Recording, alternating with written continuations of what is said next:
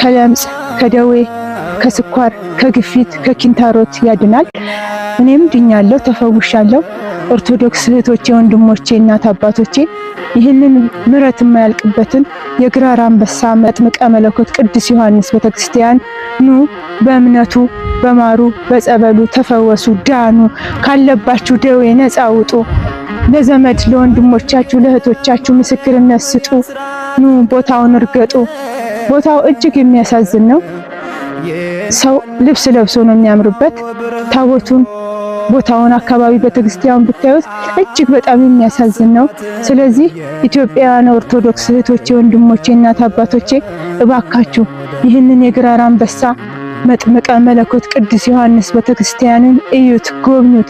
የበረከት እጃችሁን ዘርጉለት። 5ም 10ም ያላችሁን ሚሊዮን ብር አንጡ አይልም፣ ሺህ ብር አንጡ አይልም። 1 ብር ትልቅ ነች በሰው ዘንድ በፈጣሪ ዘንድ።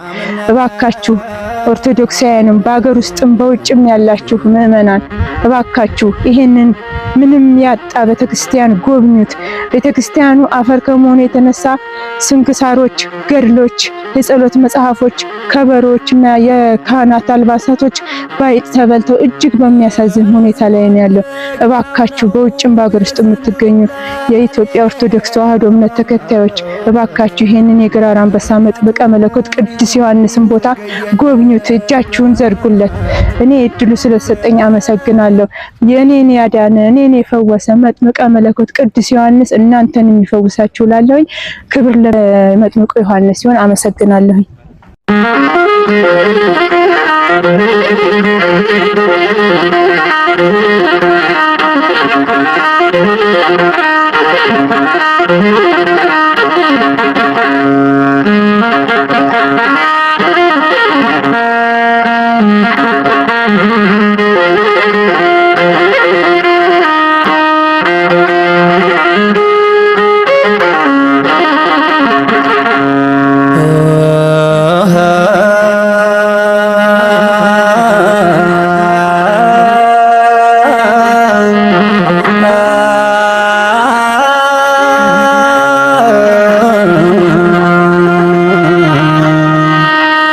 ክብርተ